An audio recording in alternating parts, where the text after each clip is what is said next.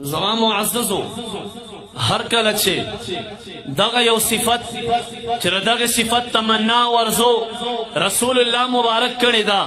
صحابه کرامو کړی دا تابعینو کړی دا تبع تابعینو کړی دا بیا موږ ولې په دې باندې خفګانو کو اگر کدا خفګان مقام دی نن کمنګ استاد په دې خولي محفل کې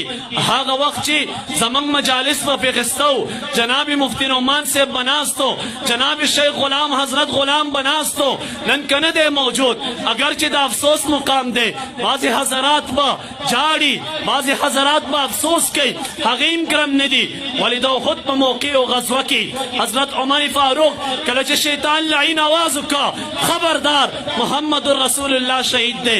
آغا حقیقت کی شہید شویلا نو لیکن حضرت عمر فاروق سے دڑیر خفگان نا دڑیر افسوس نا مبارک تو رو غرزولا چه محمد رسول اللہ شہید دے یازا جہاد کولے نشما غزوی پریغ و سبل سے تلاڑا عرض میں دا کولو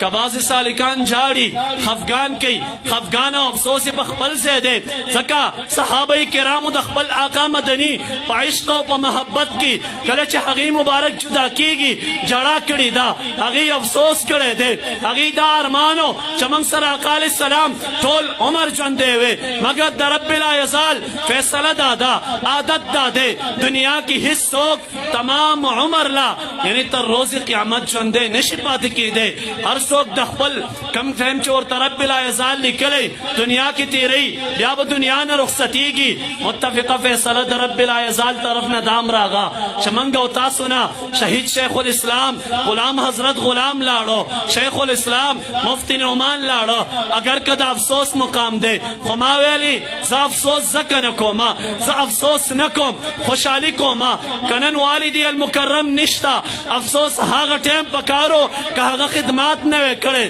افسوس ہاگا ٹیم پکارو کہ ہاگا دا سخکولی شاگردان موریدان محبین نوی روزلے البتہ ہر کلچ حقی مبارکو دغشان کمال رب لا یزال ور کرو دا دنیا بخاری او گٹ گٹ کی دا حقی مبارکو شاگردان موجود دی محبین موجود دی ہر کلچ مقابل جانب دوال مدل زمنگا استاس بخکل عقیدہ دا اہل سنت والجماعت باندی گزار کئی ہر کلچ حقی گزار کئی دی ورطا ولا دی دڑال پشا پشانی دا دا شہید نابغا جانان برکت دے یا ولی انوے ما کماتب مخ کی چاہ دا ابن الشہید پزے مخ کی ابن الشیخ ویلی ہر القاب بیرا کولو لیکن اوبیویل لال الرحمن ابن الشیخ لیکن زبدیر دیر خواخی ما چی دا رب لا یزال پا دربار کی بحاگل وی ورس باندی چی اللہ رب العزت حشر میدان لگی دلوی اور پاسی گم چی لال الرحمن